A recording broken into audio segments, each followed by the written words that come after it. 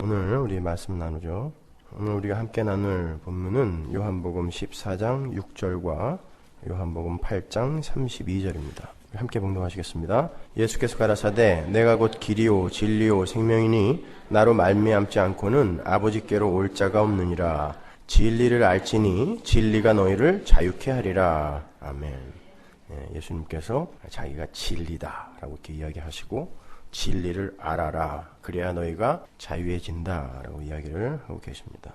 예일대학교와 하버드대학교에서 엘리트 집단을 가르치던 헨리 나우엔이라는 사람 아시죠? 그 헨리 나우엔이 후련히 캐나다 토론토 교회의 정신지체 공동체 라르시 데이브레이크 커뮤니티 그리로 들어가서 여생을 보냅니다. 그런 헨리 나우엔의 모습에 의분을 느낀 사람이 있었는데 그 사람이 필립 얀시입니다. 그 필립 얀시가 캐나다로 날아갔어요. 헨리 나우엔을 찾아가서 왜 고지의 엄청난 가능성을 버려두고 굳이 낮은 곳에 가서 기회를 낭비하느냐라고 따졌어요. What a waste. 왜 기회를 낭비하느냐. 그때 헨리 나우엔은 필립 얀시에게 기독교 역사 내내 복음의 위대함이 입증된 때와 사건 그리고 그 중심에 있던 인물들에 관해서 물었다고 그래요. 질문에 대한 대답을 그것으로 대신하죠. 기독교 복음의 위대함이 입증이 되고 예수 그리스도의 십자가가 전해지던 때는 항상 기독교가 약자로서 핍박을 받을 때였고 그 부흥의 중심에 선 사람들 또한 연약하고 보잘것없는 사람들이었지 높은 명예나 권세를 갖고 있는 사람들이 아니었다는 것을 기억하라는 거였어요. 그러니까 내가 하버드나 예일에서 많은 인재들을 가리키는 것으로 하나님 나라가 확장될 거라고 착각하지 말아라 라고 이야기를 한 것입니다. 헨리 나우엔은 기독교 고지론으로 항의를 하러 온 필립 얀시에게 오히려 기독교가 힘을 갖게 되고 예수를 믿는다는 이들이 세상에 권세를 쥐게 되었을 때에 어김없이 기독교는 타락의 길을 갔다는 것을 반추시켜준 거예요. 그때 필립 얀시가 성도의 삶의 본질인 거룩한 비효율을 확실하게 알게 되었다라고 그의 책에서 기록하고 있어요. 복음의 역설과 복음의 의외성을 그때 필립 얀시가 확실하게 알게 되었다라고 이야기합니다. 필립 얀시는 그 전까지의 자신의 신앙은 제대로 된 신앙이 아니었음을 그 내용이 담긴 그의 책 제목 내가 알지 못했던 예수에서 이미 암시하고 있어요. 읽어보신 분들 계시죠? 그러니까 기독교의 힘은 신자가 높은 자리에서 크게 성공하여 사회에 큰 영향력을 미치는 사람으로 사는 데에서 나오는 게 아니라 낮은 자리에서 십자가를 지고 죽는 데에서 폭발적으로 나타나게 된다는 십자가의 도를 헨리 나우엔은 필립 얀시에게 몸으로 보여준 거예요. 그렇게 십자가의 도는 낮아짐으로 높아지고 섬김으로 권위를 세우며 죽음으로 사는 그런 역설적 삶의 법칙입니다. 그것이 바로 하나님 나라의 삶의 원리이며 법칙이에요. 그럼에도 불구하고 오늘날 성도는 종교개혁 이전의 크리스천덤 시대라고 그러죠. 크리스천덤 시대로 돌아간 것 같아 보여요. AD 313년에 로마의 콘스탄틴 대제가 밀라노 칙령을 내림으로 기독교가 로마의 국교가 되고 그때부터 종교개혁 때까지 그 기나긴 크리스천덤 시대가 이어집니다. 기독교의 위력이 로마의 힘과 결합을 하여 온 세상에 엄청난 힘으로 군림을 하게 된 때예요. 그때가. 사람들은 저마다 그 크리스천덤 시대를 가리켜서 기독교의 부흥의 시대라고 칭송을 해대죠. 그러나 메노나이트 신학교의 크라이더 교수는 2000년 기독교 역사의 주요 패러다임 전환을 크리스천덤 시대의 도래로 보면서 그때를 초대교회가 엄청난 대가를 지불하고 전승한 그 복음이 완전히 왜곡된 시기라고 불렀어요. 맞습니다. 기독교 역사는 기독교가 힘을 소유하고 세상에 권세를 쥐었던 그 크리스천덤 시대가 얼마나 타락을 하고 부패를 했었는지를 백일하에 보여줌으로 해서 기독교 패권주의가 얼마나 위험한 사상인지를 여실히 폭로해 줬어요. 따라서 그러한 크리스천덤 시대에 막을 내리고자 한 개혁자들의 종교 개혁은 역사적 필연인 셈인 거예요. 그리고 그러한 크리스천덤 시대 이후, 즉 종교개혁 이후의 기독교인 오늘날의 개혁교회가 감당해야 할 책임은 그 크리스천덤 시대의 오류를 바로잡아서 초대교회의 진정한 복음을 회복하는 것이어야 되는 것입니다. 오늘날 우리의 교회의 의무인 거예요, 그것이요. 그런데 오늘날 개혁교회는 무엇을 회복하여야 하고 무엇을 버려야 하는지조차 구별을 못하고 있는 것 같아요. 한 해를 마무리 짓는 오늘, 우리는 오늘날 개혁교회가 버려야 할 것과 회복해야 할 것을 돌아봄으로 해서 올바른 한 해의 손익 계산을 해보도록 하겠습니다. 기독교가 막강한 힘과 권력으로 군림을 하던 크리스천덤 시대는요, 기독교 고지론이라는 것을 낳았어요. 그러니까 성도가 예수를 믿고 하나님 나라를 전파하기 위해서는 이 세상의 고지 꼭대기에 올라가서 세상의 힘과 권력을 쥐어야 한다라는 기독교 고지론은 최근에 나타난 것이 아니라 2000년 기독교 역사 가운데 반복적이며 지속적이며 계속적으로 나타났던 것입니다. 사회의 주변에 머물던, 심지어 카타콤이라는 지하 무덤에 은신하여 살던 그리스도인의 위상이 중심축으로 이동을 했어요. 기독교가 로마의 국교가 되면서 그렇게 주변인으로 머물던 기독교인들이 사회의 중심축으로 이동을 했단 말입니다. 기독 공동체가 영적 흡인력 대신에 권력과 출세와 명성의 기회를 제공하는 세력 집단으로 부상을 했어요. 심지어는 교황이 왕을 세웠다 폐위시켰다 하는 그런 권력까지 소유했습니다. 뿐만 아니라 하나님보다 인간의 제도와 조직과 영향력을 신뢰하고 복음에 의한 자발적 회심이 아니라 개종을 강요하는 종교적 압력 집단으로 변했고요. 십자군 전쟁이 그런 거죠. 총칼 들고 가서 믿을래 죽을래 협박한 것입니다. 검소한 예배와 내적 영적 매력 대신에 호화로운 건물과 현란한 예배 의식으로 세상의 관심을 끌게 되었어요. 그리고 교회의 초점이 하나님 나라의 확장과 완성에서 예배당 현상 유지 및 몸집 불리기로 변질하는 결과를 낳았습니다. 그게 크리스천덤 시대의 특징이에요. 오늘날과 달라요? 똑같습니다. 종교개혁가들은 그러한 고지론에 입각한 기독교를 부인하고 십자가의 도와 하나님의 말씀을 유일한 무기로 삼는 하나님의 참 교회를 그리며 종교개혁을 단행한 거예요. 피를 뿌리며. 그런데 오늘날의 개혁교회가 우리 신앙의 선배들이 그들의 피로 이루어낸 종교개혁의 의미를 완전히 퇴색시켜버리고 또다시 고지론이라는 망령에 사로잡혀서 종교개혁 이전의 크리스천덤 시대로 돌아가 버렸습니다. 완벽하게 돌아가 버렸어요. 면죄부만 안 팔다 뿐이지 완벽하게 돌아가 버렸어요. 여러분이 보시기에 오늘날 교회가 십자가의 도와 하나님의 말씀만으로 세상과 진검승부를 하고 있다라고 생각하십니까? 아니면 엄청난 규모의 건물과 시설과 유익한 프로그램과 입에 발린 축복의 남발로 사람들을 끌어모으고 있다고 생각하십니까? 교회가 말씀의 능력을 상실하고 엉뚱한 비본질적 부산물로 사람들을 현혹하는 일을 하고 있는 것이 오늘날 기독교의 현실이에요. 교회 자체가 하나님의 말씀의 능력을 경험하지 못하고 있고 십자가의 도가 진정한 파워임을 경험하지 못하고 있기 때문에 그러한 것으로는 하나님의 교회를 사람들로 채워낼 수 없다라고 착각을 하고 다른 방법들을 동원하여 예배당을 채우려고 하고 있는 거예요. 기특한 발상입니까? 교회는 복음으로 진검승부를 해야 됩니다. 교회의 문을 낮추고 연극이나 무용, 멀티미디어 등을 예배에 동원하고 프로페셔널 연주인 등을 돈을 주고 고용을 해서 쉬운 말로 용병들을 고용을 해서 멋진 퍼포먼스를 보여주어서 사람들의 비율을 맞추어주고 때로는 적당하게 울려주기도 하면서 그들을 설득하여 하나님을 전하겠다라는 발상은 기특한 발상이 아니라 하나님의 능력과 말씀의 권위를 교회 스스로가 땅에 던지고 짓밟아 버리는 거예요. 하나님의 말씀은 권위와 능력이 없으니까 우리가 우리의 방법으로 도와주겠다라는 것입니다. 그건 진검승부가 아닙니다, 여러분. 그러한 것들은 제갈공명이나 조조의 삼국지식 임기응변이나 권모술수인 거예요. 어떻게 해서라도 사람들을 끌어모으기만 하면 되는 것이 아니냐는 그런 식의 사고는 교회라는 단어의 정의조차 모르는 무식한 발상인 거예요. 예수님은 당신의 기적을 보고 모인 수많은 이들을 흩어버리셨습니다. 모아놓고 복음 전하는 게 아니라니까요. 성도는 이 땅에서 세상적 방법으로 성공하고 번영하는 것을 목적으로 사는 사람들이 아니에요.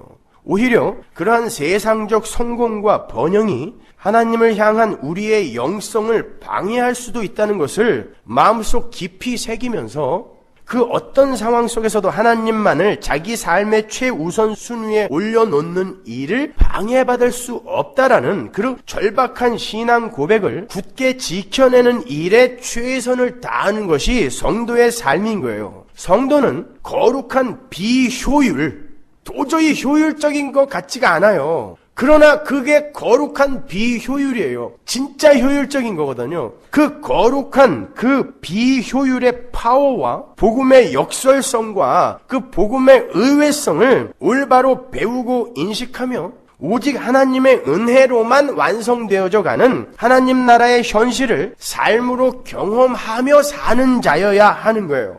하나님을 알지 못하는 세상 사람들이 연말이 되면 누가 시키지 않아도 의뢰하게 되는 게 한 해의 손익 계산이에요. 과연 나는 올 한 해 동안 내가 원하는 것들을 다 이루어내며 만족할 만한 삶을 살았는가? 나는 연초와 비교하여 얼마의 이윤을 챙겼고 얼마의 손해를 보았는가? 나는 작년과 비교하여 얼마나 더 부자가 되었는가? 등등 그러한 것으로 손익 계산을 하죠. 의식적이든 무의식적이든 사람들은 저마다 그 질문에 스스로 대답을 합니다. 그리고 그 대답에 의해서 자신의 행복과 불행을 판단하고 결정 지어버려요. 그래서 혹자는 예상치 못한 이윤에 감격을 하기도 하고 굉장히 행복해하기도 합니다. 어떤 이들은 올해 못 이룬 꿈 내년에는 이루리라고 명년을 기대하면서 혼자 화이팅을 외치기도 하고 어떤 이는 절망의 나락에서 허우적대기도 해요. 심지어 그 절망감과 박탈감을 견뎌내지 못하고 스스로 목숨을 끊기도 합니다. 그 모든 반응들이 전부 이 세상에서의 소득과 성공과 번영의 획득과 성취에만 집중하고 있는 잘못된 세계관에서 기인한 거예요. 여러분은 그러한 것으로 일희일비해서는 안 되는 성도입니다. 올 1월부터요 9월까지 딱 9개월 동안 뉴욕에서만 339명이 경제적인 이유로 자살을 했어요. 그 중에 한국 사람이 36명이었습니다.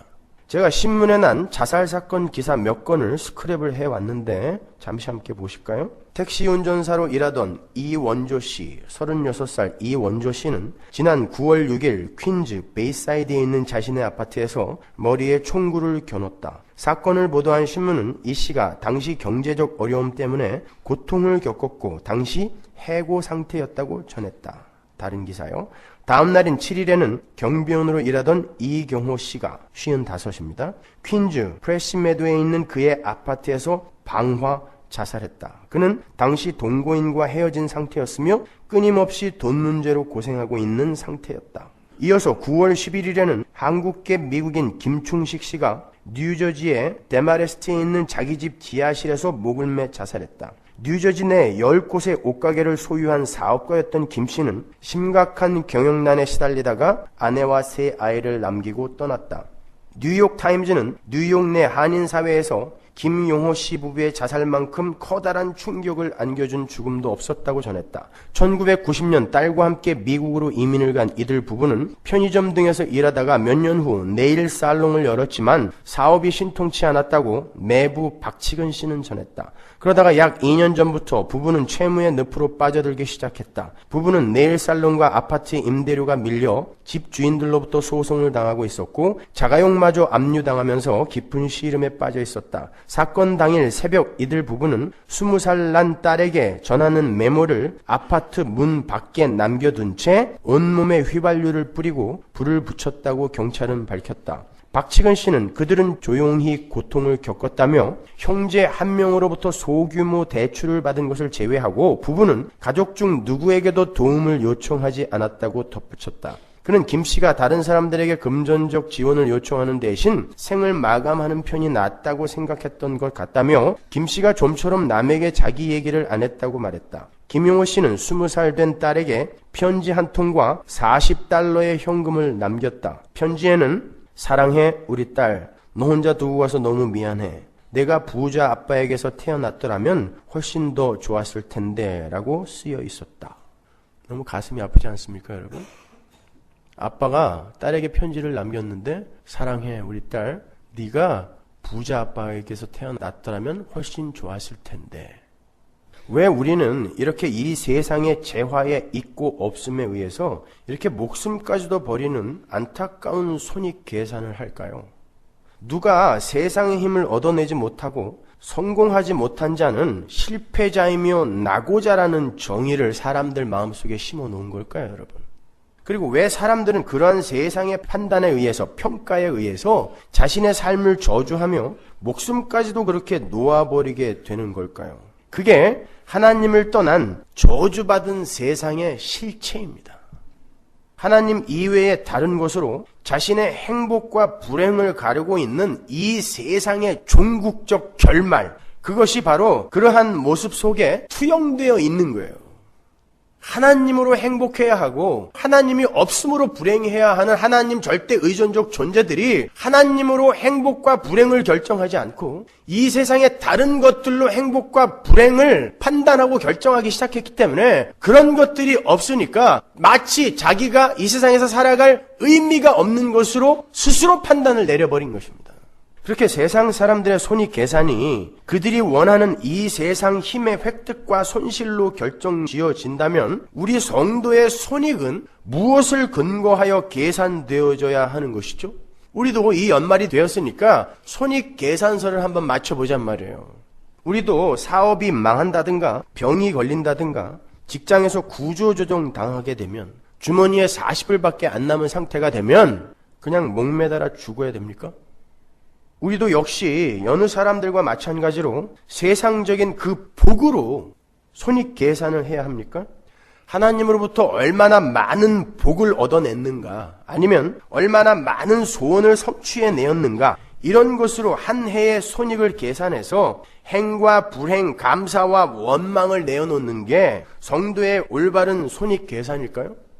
아닙니다, 여러분. 성도는 성령과 함께하는 순간부터 손해보는 삶을 살 수가 없어요. 절대 손해보는 삶을 살 수가 없어요. 성도의 모든 현실은 전부 이익입니다. 성도의 삶은 플러스와 마이너스로 끊어서 봐서는 안 돼요. 성도는 하나님을 만난 그때부터 끝까지 플러스예요. 마이너스를 여기서 잘라서 그걸 자꾸 손익계산서의 대차대조표 오른쪽에 놓으시면 안 된단 말입니다. 성도의 인생은 기다란 플러스예요. 근데 우리가 자꾸 그걸 잘라서 이걸 손해라고 여기는 것일 뿐입니다, 여러분. 성도의 삶은 그 어떤 경우라도 그 자체로 가치가 있는 삶이에요. 사고를 당하고 질병을 얻고 사업이 망하고 가정이 산산조각이 났다 하더라도 그가 하나님의 손에 잡혀있는 사람이면 그 삶은 그 자체로 가치가 있는 삶인 거예요. 쉬운 말로 성도는 살아있는 그 자체가 전부 이익일 수밖에 없는 그런 존재입니다. 왜냐하면 성도의 삶에 일어나는 모든 것은 합력하여 뭘 이루죠? 자기 부인의 성취와 거룩의 완성이라는 그 목적지, 선으로 수렴이 되기 때문에 성도의 모든 인생은 이익이에요. 따라서 우리의 삶은 우리를 지나가는 게 아니라 우리에게 쌓여서 우리를 하나님의 백성으로 완성시키는 데에 걸음으로 쓰이는 거예요. 여러분의 올 한 해는 지나가는 게 아니라 그 올 한 해가 여러분 안에 쌓여서 그것이 여러분을 하나님의 백성으로 완성되는데 걸음으로 쓰이는 거란 말입니다. 그러니까 옛날 도화지 다 구겨서 날려버리고 새 도화지에다가 새 거 써야지, 그런 생각 가지시면 안 돼요. 여러분의 그 헌 도화지 그 자체가 가치 있는 거라니까요. 쫄딱 망했는데요. 그럼요. 그 삶이 가치 있는 삶이에요. 불치병이 걸렸어요. 그것도 가치 있는 삶입니다. 우리 자식 새끼가 올 한 해 너무 속을 썩였는데요. 가치 있는 것입니다. 여러분이 하나님의 손에 잡혀 있다면. 그러니까 우리는 한 해를 보내면서 난 참 올 한 해 가치 없는 삶을 살았다는 둥, 난 올 한 해 손해만 보았다는 둥, 다시는 기억하고 싶지 않은 한 해라는 식의 넋두리를 늘어놓아서는 안 돼요. 여러분이 하나님의 자녀인 한 여러분의 한 해는 모두 다 최고의 해였던 것입니다. 하나님이 최선을 다해서 열심히 끌고 간 삶이 올 한 해 여러분의 삶이었어요. 하나님은 졸지도 않으시고 쉬지도 않으시고 최선을 다해서 당신의 일을 하세요. 여러분을 이끌으셨단 말입니다. 근데 그러한 여러분의 한 해를 하나님이 최선을 다해 이끌어온 한 해를 여러분이 가치 없는 한 해라고 폄하하거나 폄훼하시면 안 되는 거예요. 내가 세상이 규정해 놓은 그러한 힘의 틀 안에서 하나님의 열심을 평가해버리면 안 된다니까요. 여러분의 한 해는 외양으로 그 한 해가 어떻게 나타났던지 간에 최고의 한 해인 거예요. 여러분 올 한 해 또 하나님께로 깊숙이 성숙되어진 한 해니까요. 이 설교 원고를 쓰면서 그런 광고 카피가 생각나더라고요. 열심히 일한 당신 떠나라. 이거 한국 텔레비 옛날에 딱 한 번 봤는데 이게 생각이 나요. 열심히 일한 당신 떠나라. 여러분은 올 한 해 열심히 일하신 거예요. 하나님의 일. 하나님의 일이 뭐라 그랬죠? 하나님이 보내신 자를 믿는 게 하나님의 일이라고 그랬잖아요. 요한복음 6장. 여러분은 하나님의 아들 예수를 믿는 자로 죽어라고 올 한 해 일하신 거예요. 근데 그게 망한 걸로도 드러날 수도 있고, 사업이 성공한 걸로도 드러날 수 있고, 병이 걸린 걸로도 드러날 수 있고, 사고로도 드러날 수 있는 거예요. 근데 그것들이 전부 합력하여 여러분을 예수님께로 한 발 더 끌고 온 거란 말입니다. 그러니까 여러분은 열심히 최선을 다해 일하신 거예요. 올 한 해 동안의 여러분의 모든 일상은 다 여러분이 하나님의 아들 예수를 잘 믿는 일에 사용된 것이므로 여러분은 열심히 일을 한 것이며 그 삶은 그 자체로 가치가 있는 삶인 거예요. 성도는 이 세상의 힘을 얻어내서 자신을 자랑하고 인기를 얻는 것을 목적으로 하여 살지 않습니다. 따라서 이 세상에서의 성공이나 번영 그리고 소유의 확대나 명성의 획득 등이 그들의 이익이 될 수 없는 거예요. 손익계산서의 이익의 란에 기록이 될 수 없는 거예요. 그건 성도에게 이익이 아니에요. 오히려 그러한 것들로 인해 신앙에서 멀어지는 사람들을 우리는 너무나 많이 보아왔죠. 오히려 그건 손실란에 들어갈 수도 있는 것입니다.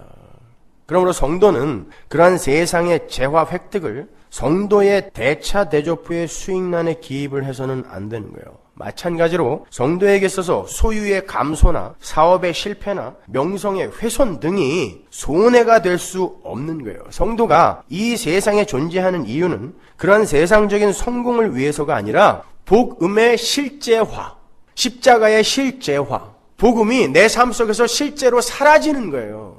그 실제화를 몸으로 경험하면서 하나님 절대 의존자로 지어지는 것을 그 목적으로 하고 있기 때문에 그렇습니다. 그래서 올 한 해 여러분의 삶에 예수 그리스도의 순환의 삶, 예수 그리스도의 십자가의 삶이 많이 나타날수록 여러분이 유익을 본 거예요. 여러분은 이익을 본 것입니다.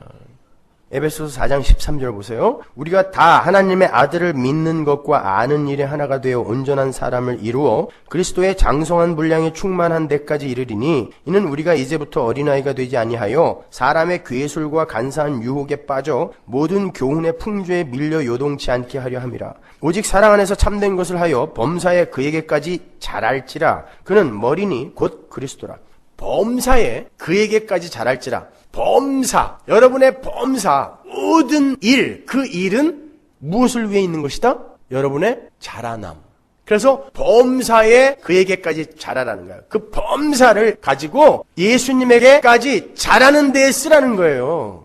근데 그 범사에만 집중하여 거기에만 관심을 두고 이 범사가 내가 원하는 대로 되어졌으면 좋겠다. 이게 고지론이란 말입니다, 여러분. 그 범사는 여러분이 그 범사에 관심을 두어 그 범사가 잘 되고 못 되는 것을 갖고 행과 불행을 결정하라고 여러분에게 하나님이 주시는 게 아니라 그 범사를 사용하여 예수께 잘하라고 범사가 여러분에게 주어진 거란 말이에요.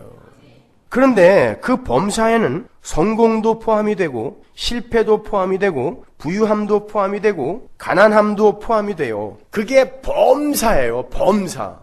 실패한 건 범사에서 빠져요? 사고당한 건 범사에서 빠집니까? 범사라는 단어 자체가 전체란 말입니다. 범사. 근데 그 범사가 예수에게까지 자라는 데에 쓰이는 거라니까요. 그래서 성경은 우리에게 범사에 감사하라라고 그런 거침없는 요구를 하는 거예요. 우리의 범사는 성공도 있고 실패도 있는데 그 범사가 다 예수에게까지 자라나는 데 사용되는 것이기 때문에 그 범사는 전부 감사한 게 되는 거예요. 그게 목적인 사람의 한. 범사가 목적인 사람은 그 범사가 잘 되고 못 되고 거기에 목숨을 걸지만 그 범사는 내가 예수에게까지 자라나는 데 필요한 사소한 것이다라는 그런 개념이 있는 사람은 모든 범사가 감사로 연결이 될 수 있는 거란 말입니다. 그걸 성도라고 하는 거예요, 여러분. 우리의 범사는 모두 우리의 자라남에 관한 것이기 때문에 겉으로 드러난 피상적 현상이 어떠한 것인지에 관계없이 우리는 전부 감사의 대상으로 받아들여야 되는 거예요. 그렇다면 우리가 예수님처럼 장성한 분량에 충만한 데까지 자라난다라는 게 어떤 상태를 말하는 걸까요? 엄청난 능력을 발휘하는 초인이 되는 것입니까? 예수님에게까지 자라라는 게. 아니면 간디나 테레사 수녀처럼 사랑의 화신이 되는 겁니까? 그럼 우리는 다 떨어져야 돼요. 자신 없잖아요. 잘 안 되고 있잖아요. 우리 삶 속에서 그러한 것은. 15절에 사랑 안에서 참된 것을 하여 범사에 그에게까지 자랄지라 라는 말을 잘 보셔야 돼요. 사랑을 해서 그에게까지 자랄지라가 아니라 사랑 안에서라니까요. 누구의 사랑 안에서? 예수 그리스도의 사랑 안에서. 예수 그리스도의 사랑이 너희들을 그에게까지 자라게 한다라는 거예요. 그 예수 그리스도의 사랑 안에서 너희가 착한 일을 하여 그에게까지 자라는 거예요. 그러면 착한 일은 해야 되는 거네요. 예수님의 사랑이 우리를 지금 확 덮고 있는데 그 예수님의 사랑이 우리를 딱 덮게 되면 우리가 그 사랑 안에서 착한 일을 하게 되고 그 착한 일로 말미암아 우리가 예수님에게까지 자라는 거예요. 그렇죠? 그러면 그 착한 일은 뭘까요? 착한 일. 거기서 그 착한 일을 하다라는 단어에 쓰인 헬라어가 알레띠오예요. 그건 진리를 말하다라는 뜻입니다. 알레테이아가 진리잖아요. 진리를 말하다예요. 그러니까 사랑 안에서, 예수의 사랑 안에서 진리가 무엇인지를 알고 그 진리를 너희들이 먼저 이해하고 진리를 말하는 것으로 너희들은 그리스도에게까지 자랄 수 있다는 뜻입니다. 그러면 진리가 뭐예요? 진리가 뭡니까? 제가 하는 질문의 99%는 예수예요. 답이 예수. 그래서 그냥 예수 그럼 대충 맞아요. 자, 진리. 변하지 않는 모든 게 진리다. 그렇게 말하는 사람도 있고 거짓이 아닌 참, 그게 진리다. 이렇게 이야기하는 사람도 있어요. 진리의 정의가 도대체 뭐냐 말이에요. 진리가 예수다 그러는데 그 말뜻을 진짜 이해를 하세요, 여러분? 진리가 예수다. 진리가 뭔지를 알아야 진리가 예수다라는 말이 이해가 갈 거 아니에요. 사람들은요, 사실과 진리를 혼동하여 사용하고 있어요. 예를 들어 볼까요? 지구가 태양 주위를 돈다. 지구는 태양 주위를 돌아요? 아니면 태양이 지구를 돕니까? 갈릴레오 시대로 다시 넘어간 것 같아요. 지구가 돌아요? 태양이 돌아요? 지구가 돌죠? 이건 사실이에요? 진리예요? 사실이에요. 어떻게 하셨지? 여러분, 사실은 어떠한 객관적인 그냥 현상을 가리켜서 사실이라고 그러고요. 진리는 그것을 기준으로 선과 악이 구별이 되고 또 생명과 죽음이 설명되어져야 되고 또 천국과 지옥을 나누는 결정적인 힘이 돼야 돼요. 그게 진리예요. 알레테이아. 다시 한번. 진리는 그걸 기준으로 해서 선과 악이 구별되어져야 되고 생명과 죽음이 설명되어져야 되고 천국과 지옥을 나누는 결정적인 힘이 되는 것을 알레테이아, 진리라고 해요. 지구가 태양을 도는 것으로 선과 악이 구별이 됩니까? 안 되죠. 그건 사실이니까. 지구가 태양을 도는 것으로 천국과 지옥이 갈라져요? 아니죠. 그걸 사실이라고 하는 거예요. 근데 재밌는 건요, 이 죄인들의 세상에서는 여전히 그러한 객관적 현상에 불과한 사실이 어떤 사람에 의해서, 그러니까 어떤 주관, 어떤 사람의 주관에 의해서 해석되어진 후에는 진리라는 잘못된 이름을 얻게 된다라는 거예요. 이 죄인들의 세상에서는요. 한마디로 죄인들은 진리를 만들어내는 것을 즐겨요. 왜냐하면 내가 가진 진리는 나의 칼이 되어서 다른 일을 심판할 수 있는 아주 유효한 도구가 되기 때문에 죄인들은 진리를 조작하고 생산해내는 것을 아주 습관처럼 즐깁니다. 그래서 이렇게 사실을 갖고 진리로 둔갑시켜서 자기들의 무기로 쓰고 있는 이들이 많은 거예요. 죄인들이 진리를 조작해내고 생산해내는 과정이 이래요. 하나님을 떠난 인간 상호 간에는요, 힘이 작용하게 돼요. 이 힘의 정도에 따라서 인간의 해석과 태도는 그 평가를 달리 받게 돼요. 그 힘이 어떻게 조성이 되고 획득되어졌는지는 중요하지가 않고 실제 사실이 어떠하다는 것도 큰 의미가 없어요. 그냥 힘은 힘이면 되는 거고 사실은 사실이면 돼요. 예를 들어서요. 지구가 태양 주위를 돈다는 건 갈릴레오에게 있어서는 사실이었죠. 다른 한편 태양이 지구 주위를 돈다라는 것은 또한 당시의 많은 종교인들과 지식인들에게 사실이었어요. 그렇죠? 실제 현상은 갈릴레오의 사실과 일치를 했지만 당시 종교 재판을 진행했던 지극히 상식적이며 지적이었던 그리고 권력을 갖고 있었던 그 사람들에게는 받아들일 수 없는 비진리였어요. 갈릴레오의 주장이 오히려 그들에게는 천동설이 진리였단 말입니다. 그리고 그렇게 힘을 가진 이들이 진리로 채택을 한 것은요, 선, 악과 옳고 그름의 판단 기준이 되어서 사람을 심판하기도 했단 말이에요. 왜 갈릴레오가 그 법정문을 나오면서 그래도 지구는 도는데? 그러고 나왔죠? 안 그러면 죽어요. 왜? 갈릴레오 반대편에 있는 이들에게는 자신들이 힘으로 그 세상적인 힘으로 만들어내고 조작해낸 진리라는 칼이 들려 있었기 때문에 그들은 그 힘을 소유한 이들은 그 진리로 갈릴레오를 얼마든지 죽일 수 있었단 말입니다. 바로 그런 힘이 있기 때문에 사람들은, 죄인들은 진리를 조작해내고 생산해내는 것을 아주 즐긴다는 말입니다, 여러분. 그렇게 어떤 사람이 당시 권력에 의해 채택된 그 사실과 충돌하는 그런 다른 사실을 주장할 때 힘에 의해 채택된 그 사실은요, 순간 진리가 되어서 옳고 그름의 기준으로 행사를 하게 되고 심지어 다른 사실을 주장하는 자를 죽일 수 있는 힘까지 동시에 부여받게 된단 말입니다. 그게 힘의 원리가 지배하는 이 세상을 살아가는 죄인들이 갖고 있는 그러한 모습인 거예요. 요약을 하면 인간들은 자신의 주관에 의해서 해석이 되어진 그 주관적 사실을 진리라고 밀어붙이는 습성이 있어요. 그게 바로 신처럼 되고 싶은 아담적 욕망에서 기인한 죄성인 거예요.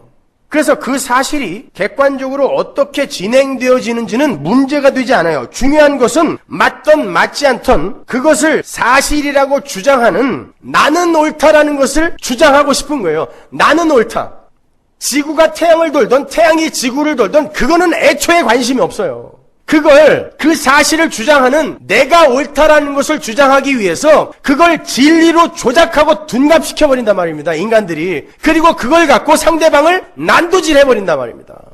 그렇게 힘을 소유한 세상이 이 세상에서 진리라고 확고하게 붙들고 있는 게 뭔 줄 아세요? 도덕과 윤리, 그리고 세상의 힘, 돈, 재화, 가치, 이걸 많이 가진 자가 성공한 자고 그걸 많이 획득한 자가 훌륭한 자다. 그리고 그걸 많이 얻은 삶을 성공한 삶이라고 하고 그걸 많이 얻어가는 삶을 번영이라고 한다라고 하는 이걸 진리의 칼로 쥐고 있단 말입니다. 왜? 세상의 힘을 추구하는 자들은 자기들 스스로 도덕과 윤리를 만들어서 우리도 이만큼 깨끗하게 살아낼 수 있다라고 우길 수 있어야 되고 그리고 우리가 지금 하나님 말고 힘으로 소유하고 있는 의지하고 있는 그것들이 진짜 엄청난 힘을 소유하고 있고 가치 있는 것이다라는 것을 세상 사람들에게 인정받아야 되기 때문에 그걸 진리로 꼭 붙들고 있단 말이에요.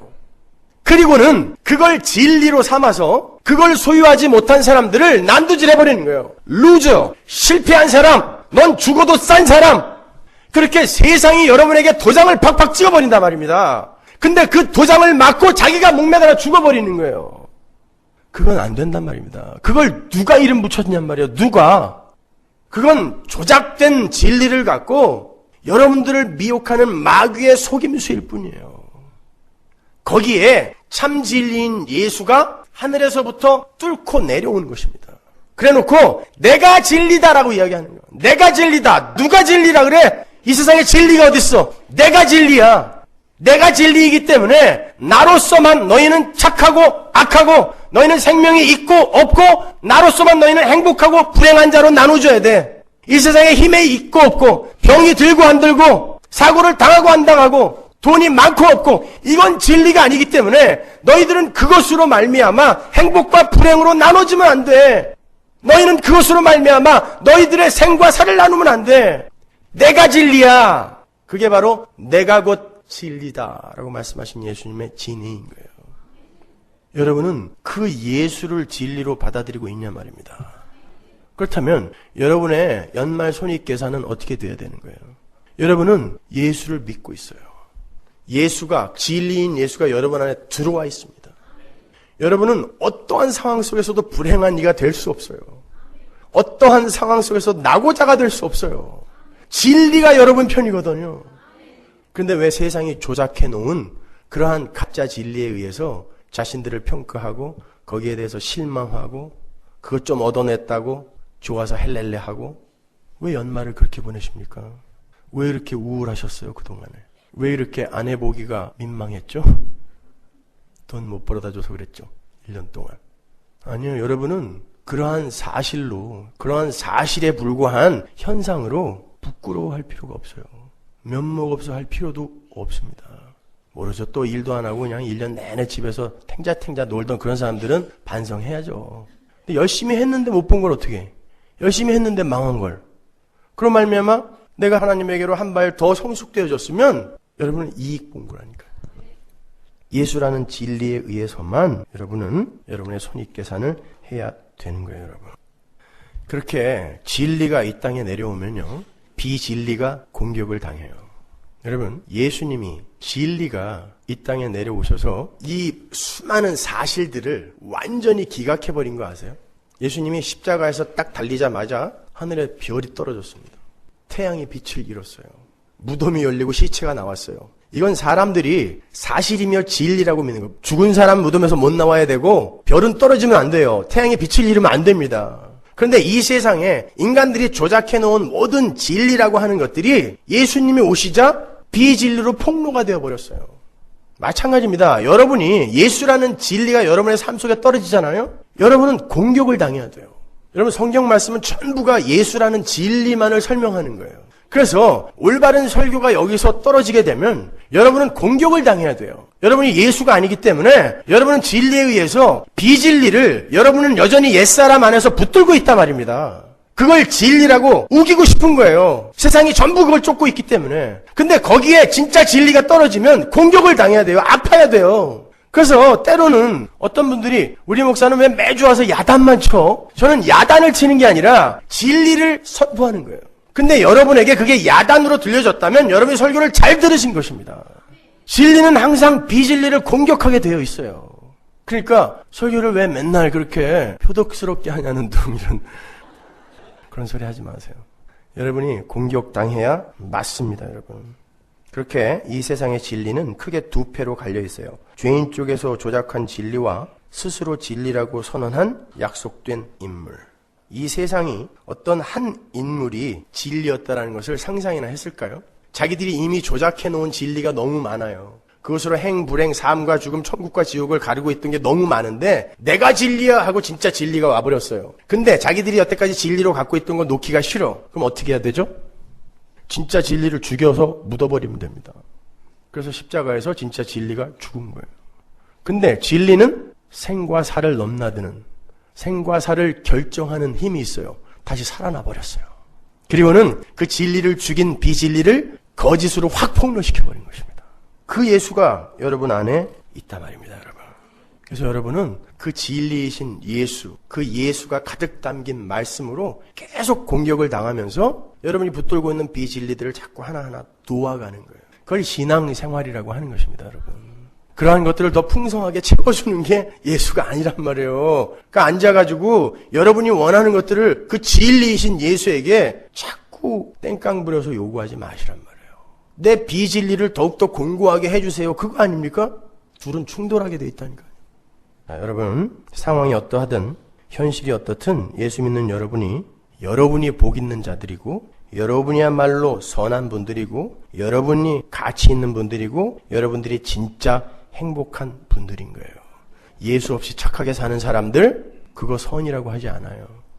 악이라고 그래요. 예수님이 야, 가나안에 들어가서 다 죽여버려. 그러면 죽이는 게 착한 삶입니다. 예수 없이 선악 우리가 판단해서는 안 돼요.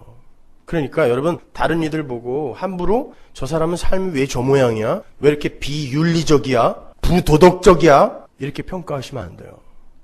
예수 안에서 예수가 그를 예수의 장성한 분량까지 자라게 하는 과정에서 그에게 시키는 일이 부도덕하게 보일 수 있지만 예수와 관계된 그 일이 선이라니까요. 그러니까 세상이 진리라고 결정해 놓은 거기에 일희일비하시면 안 돼요. 나는 왜 이렇게 안 착할까? 나는 왜 이렇게 여전히 부도덕한가? 물론 그러면 안 되죠. 그러나 그런 것으로 절망하지 마시란 말이에요, 여러분. 여러분, 예수 믿고 죽는 날까지 부도덕하게 살다 갈 수 있는 사람이 있어요, 없어요? 있습니다. 마지막에 가서 나는 이런 존재밖에 안 되는구나. 그래서 나에게 예수님이 필요하구나라고 꼭 붙드는 사람이 착한 삶 산 거예요. 그러니까 이 역설을 이해하지 못하는 사람은 성도라고 하지 않습니다. 성도는 이 땅에서 그런 세상 것 얻어내고 또 세상에서 나는 착한 사람이에요, 잘난 사람이에요 이렇게 인기 끄는 것을 목적으로 사는 거 아니에요. 내 삶에 나타나는 현상이 어떠하든 오직 예수께로 자라가는 그 삶에만 관심을 두고 집중하여 사는 거예요. 괜히 그냥 하나님한테 하나님이 나에게 해준 게 뭐 있냐고. 파출소에 가면 술 취한 사람들이 제일 많이 하는 말이 두 마디가 있대요. 그거를 개그 작가가 캐치에다가 개그 코너를 다 만들었던데, 국가가 나에게 해준 게 뭐 있냐. 어? 첫 번째래요, 그게. 두 번째가 1등만 기억하는 더러운 세상. 어? 그걸 개그 작가가요, 실제로 파출소 가서 조사를 해가지고 술 취한 놈들이 제일 많이 하는 말이 뭐냐, 조사받으면서 많이 하는 말이 뭐냐 했더니 그거 두 개래요. 국가가 나에게 해준 게 뭐냐, 술 취해가지고. 어?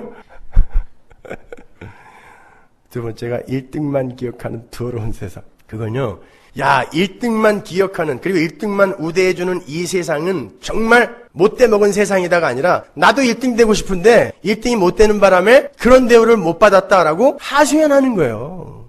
국가가 여러분의 삶을 좀 도와주면 진짜 좀 나아질까요? 행복해질까요? 좀 안 도와주면 어때요? 우리는 예수로 손익게 사는 사람인데, 우리는 이 땅의 재화로 손익게 사는 사람들 아닌데요. 조금 손해보는 삶 괜찮아요. 그리고 조금 불편한 삶 괜찮습니다. 시기와 모함과 질투와 험담에 가슴 아파하는 삶 괜찮아요. 가난하고 연약한 삶 괜찮습니다. 누가 그 삶의 이름을 지었습니까? 세상의 이름 지은 거예요. 그건 하나님 나라의 관점으로 봤을 때 절대 불쌍한 삶 아니에요. 실패한 삶 아니에요. 망한 삶 아닙니다. 그러니까 그런 것에 너무 주눅들지 마세요.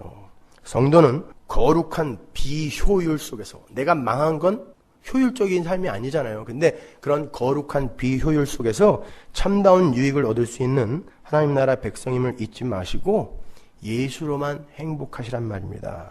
여러분, 거지 나사로와 부자 이야기 아시죠?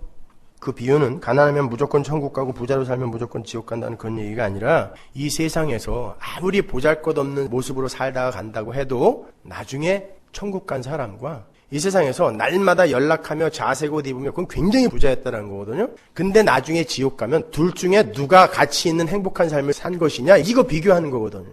누구예요? 휴 해프너처럼 84세 27살짜리 모델하고 결혼하고 플레이보이지 창간해갖고 죽는 날까지 아주 그냥 떵떵거리면서 이 도덕과 윤리 위에서 그냥 육적 쾌락과 세상의 모든 편안함과 위세를 다 누리다 간 사람 아니야? 아직 안 갔지만 곧 갈 거 아니에요, 그 사람도요. 그 사람에게 무슨 예수가 필요하겠어요? 그 사람 그렇게 살다가 지옥 가요. 근데 여러분은 그냥 이렇게 보잘것없이 살다가 나중에 천국 갔어요. 자, 어떤 삶을 여러분이 더 가치 있는 삶이라고 이야기하시겠냐고요. 휴 해프너예요? 근데 왜 전부 이게 돼달라고 요구하는 거냐, 하나님한테. 이왕이면 이쁜 여자, 이왕이면 많은 재산, 이왕이면 많은 지식. 휴 해프너가 샤페인 나왔더라고요. 나 휴 해프너 만들어주세요, 이거 아니에요? 이 세상에서 될 수 있으면 많은 쾌락 누리다 가게 해주세요. 편안하게 살다 가게 해주세요. 그리고 지옥 가면 도대체 그게 무슨 가치 있는 삶이겠느냐가 거지 나사로와 부자 이야기예요. 그러면 여러분이 분명히 지금 그 거지 나사로의 삶이 훨씬 행복하고 가치 있는 삶이었다라고 저에게 대답을 했단 말이에요. 그러면 적어도 여러분의 삶이 어떤 사람이 먹던 상에서 떨어진 빵 부스러기 먹는 처지는 아니잖아요. 헌대를 개가 핥는 그런 처지는 아니잖아요. 얼마나 몸이 부실했으면 개가 와서 헌대를 핥는데 그걸 쫓아낼 힘이 없었어요. 근데 여러분은 그 삶이 가치 있는 삶이라고 저에게 대답하지 않았습니까? 적어도 여러분은 그 지경까지는 안 내려갔잖아요. 그리고 여러분에게는 천국이 약속되어 있다면서요. 그럼 여러분이 행복한 거 아닙니까? 수지 맞은 거죠, 올 한 해. 도저히 동의할 수 없다는 표정으로 앉아 계신 분들이 꽤 있네요. 예, 압니다. 여러분이 얼마나 힘들고 어려운 상황과 처지에 처해 있는지 잘 알아요. 그렇지만 다시 한번 예수로 딛고 일어서셔야 돼요. 여러분이 아무리 지금 비효율적인 삶을 사는 것처럼 보여도 여러분은 수지 맞은 삶, 행복한 삶, 복받은 삶 살고 계시는 거예요. 그러니까 행복하십시오.